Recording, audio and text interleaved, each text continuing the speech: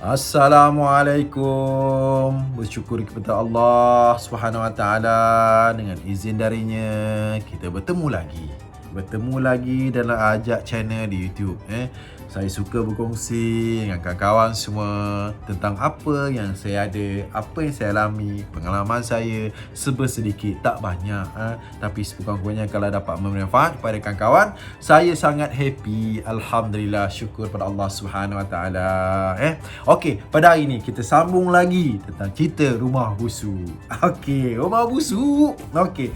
Kawan-kawan ramai bertanya ke saya. Ramailah, sama ada kadang-kadang melalui WhatsApp, melalui Messenger, kadang-kadang komen di Facebook, komen-komen di wall Instagram saya, Okey, apa tentang bagi saya bertanya? Tentang kos untuk repair ataupun reno atau untuk mewangikan rumah busuk. You all selalu tengok dah bertahun-tahun saya berkongsi dalam Facebook, bertahun-tahun dah saya berkongsi dalam blog saya, ramai yang bertanya tentang kos. Bila sebut tentang kos ni, bagi saya memang perkara yang utama. Kalau tak ada modal, tak ada kos, memang susahlah nak menjadikan rumah busuk tersebut menjadi wangi. Bab kos ni dia sangat-sangat bergantung kepada apa. Saya kadang-kadang suka nak bercakap tentang kos ni sebabnya dia sangat subjektif. Tapi sekurang-kurangnya apa yang saya nak cerita ni adalah sebagai panduan. Sebagai panduan, mana kos ni sangat-sangat bergantung kepada apa? Kepada saiz. Kalau kita sebut segi rumah, kalau segi rumah ni kita kena sangat bergantung pada saiz dia. Saiz, yang pertama saiz. Saiz rumah kena ambil kira, Lepas tu apa lagi? Sudah pas saiz, tentang spesifikasi. Spesifikasi ni maksudnya spek. Apa kehendak-kehendak you nak buat. Maknanya kalau rumah tu nak dibuat posh, kalau tak buat posh, mesti ada beza harga. Kalau nak sambung dapur, tak sambung dapur pun berbeza. Betul ya?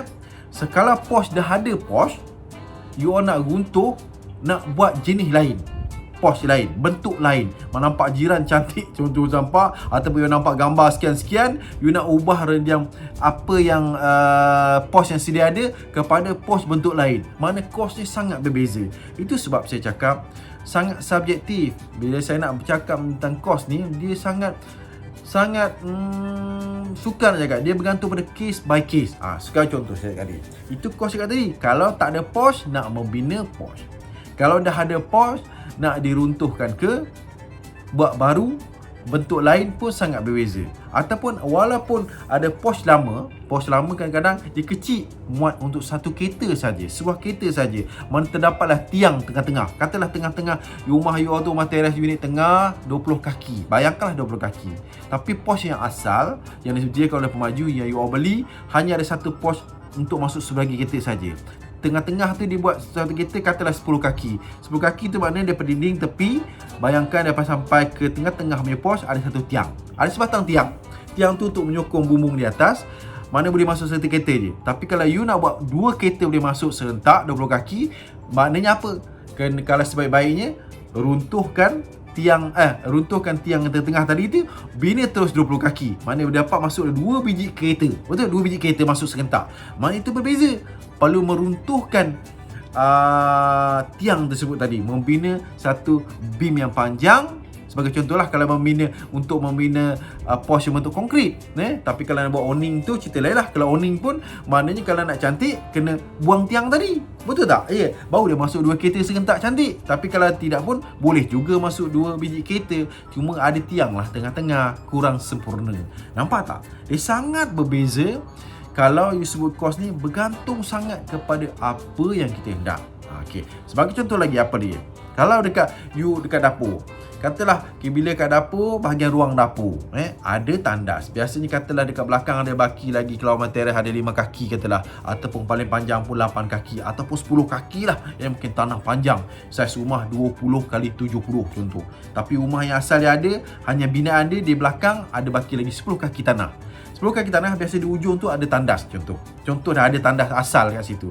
Tapi apabila you nak buat dapur, sambung extend dapur sampah habis, yang 10 kaki di baki tanah tadi, katalah terdapat ujungnya ada tandas, tak selesa pula tandas tengah-tengah. Biasa kita letak tandas di ujung kat dapur tu, mana kena ubah tandas. Bila ubah tandas, Pecah tandas asal, buat bina tandas baru, dekat situ ada kos. Ada kos untuk tarik saluran najisnya, ada kos untuk tarik pipe airnya. Nampak tak? Dekat situ lah contohnya kosnya berbeza. So, bila orang cakap nak sambung dapur, berapa kos? Sebenarnya kena tengok dulu. Kontraktor biasanya akan datang tengok apa yang you all nak. Lepas tu tandas saja ke? Nama tandas. Okey, katalah nak ubah tandas, dah satu kos. Nak membina tandas kan? Bila tandas tu pula, kalau tandas biasa je, kalau basic tandas, katalah contoh ada jamban, ada pili, ada sinki. Habis cerita tandas. Tapi kalau you sebut nak tandas, dalam tu nak tile. Tile tu lantai saja ke? Kosnya lain. Dinding saja ke? Tandasnya lain.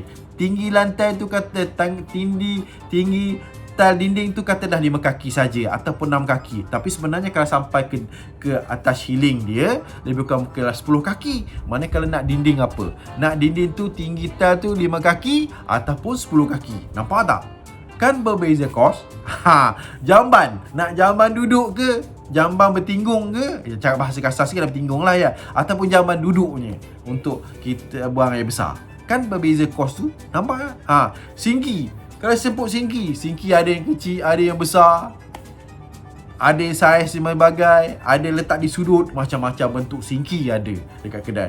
Harga untuk jamban duduk tu berbeza. Daripada harga 200 lebih kurang sampailah harga 2000 pun ada. Bukan lebih tu, dengan jejak saya untuk jam peringkat yang lebih mahal lagi pun ada. Tapi saya tak pernah lah beli ya. Maknanya berbeza-beza harganya.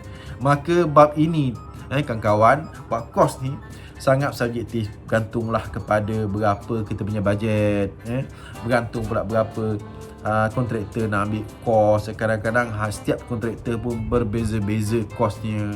Mungkin di tempat Seremban harga sekian, kalau buat di Kuala Lumpur harganya sekian.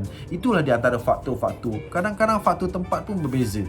Kerana dikatalah pusat bandar Kuala Lumpur, agak saya lah, mungkin dari segi nak masuk, dari segi traffic flow pun, kalau dekat Seremban, lokasi nak sampai satu lokasi tu senang, tapi kalau masuk pusat bandar Kuala Lumpur dengan jam dan sebagainya, mungkin kos tu tinggi kontraktor kenakan. Itu salah satu faktor, salah satu faktor yang menyebabkan kos agak tinggi, ataupun membezakan dari segi kos. Dalam masa yang sama, setiap kontraktor pun harga dia pun tak sama. Mungkin seorang tu ambil upahnya sekian, tapi seorang pula kontraktor ni ambil upahnya sekian. Kita tak boleh salahkan dia kerana kita nak deal dengan dia, betul tak? Mungkin kemahiran, cara kerja pun tak sama. Pekerja kontraktor ni pun harga upah ni pun tak sama. Ada satu hari RM80, ada sampai RM100, ada RM100 lebih pun ada, bergantung kepada kemahiran. Itu sebab kos. Kalau nak segi kos lagi, apa lagi sebagai contoh, harga tile pun tak sama harga. You all pergi kedai banyak grade-nya berbeza-beza grade-nya. Bentuk pun beza. Stok lama, stok baru pun kadang-kadang mempunyai beza sedikit segi harga. Nampak ya? Apabila saya sebut tentang ini, you all dah nampak. Apa lagi contoh yang mudah? Katalah kepala sinki ke dapur tu. Sinki ke dapur, kepala pipe tu ada harga berapa? Harga bermula daripada katalah RM10. Yang murah lagi pun ada. Yang plastik ni pun RM1 pun ada. Mungkin RM6, RM7. Bergantung pada itu tak? Bergantung pada bentuk lagi. Katalah harga kepala pipe sinki tadi, saya cakap tadi, mungkin harga RM5 yang plastik. Harga yang kalau harga besi ni, yang bentuk besi dan sebagainya, harga dia mungkin RM15, RM20. Harga beratus pun ada. Bergantung pada apa? Bentuk dia, jenis dia, jenama dia. Nampak? Saiz dia pun ada yang besar sikit ke tidak. Ada yang jenis kalau kepala pipe sinki dekat dapur tu, ada yang jenis melengkung, ada macam spring, kita boleh tolak kiri dan kanan. Nampak? Sangat berbeza dari segi kos, bergantung pada apa yang kita nak. Maknanya you all sekarang, tips dia mudah je. Kalau you all nak buat ubah suai rumah dari segi kos, pertama step, kita cari dia kontraktor yang mana-mana yang sekeliling you paling dekat. Agak contoh, kalau biasa janganlah orang ambil daripada kontraktor buat kerja dekat Kuala Lumpur, nak ambil kerja kontraktor daripada Melaka. Kan kos tu jauh. Nak ambil kontraktor daripada Melaka sebagai contoh. Kalau boleh, ambillah kontraktor tempatan. Mana kontraktor tempatan ni harga dia dah tahu dah lebih kurang. Sebab dari segi kedai pun berbeza. Harga jualan pun berbeza juga. Kedai hardware sangat berbeza. Kadang-kadang item yang sama, harga kedai ni, harga dia katalah sepatu kepala pipe sikit tadi, harga kedai ni sama, kita tengok brand pun sama, harga sini jual RM11, kedai kat sana jual RM9. Ada satu kedai lagi kadang-kadang mungkin RM12. Nampak dekat situ pun berbeza. Item yang sama, kerana mungkin kos dia untuk operasi dia, pekerja dia ramai, kedai dia lebih cantik, lokasi kedai dia strategik. Nampak tak? Dekat situlah membezakan dari segi kos-kos untuk ubah suai ni. Maka you all, peringkat pertama tips saya tadi, carilah kontraktor. Berbincang kontraktor. Kontraktor berbeza, ada harganya berbeza. So ambillah 3, 4, 5 kontraktor, bandingkan. Lepas tu cara kerja dia. Jangan cakap yang murah ni tentunya bagus. Tak semesti juga. Ataupun yang mahal ni harga dia tentu bagus. Tak semesti juga. So bergantung pada keadaan. Inilah faktor-faktor penentu dia. Lepas tu apa pula? You pula kerenah-kerenah kehendak-kehendak you. Nak jenis apa? Tal nak jenis apa? Sinki nak jenis apa? Kayu untuk pintu jenis apa? Pintu kayu pun jenis apa banyak? Banyak jenis tuan-tuan, kawan-kawan. Dekat situlah faktor-faktornya. So lepas ni you ada nampak gambaran. Kalau you tanya satu part terus untuk berapa harga kos, sangat sukar. You kena letak apa you nak.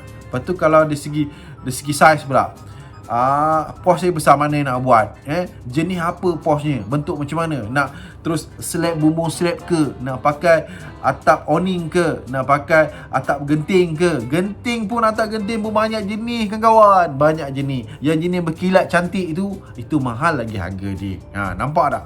So banyak faktor-faktor ni kena ambil kira. Sebagai contoh, cat, memang boleh cat harga cat pun berbeza tau.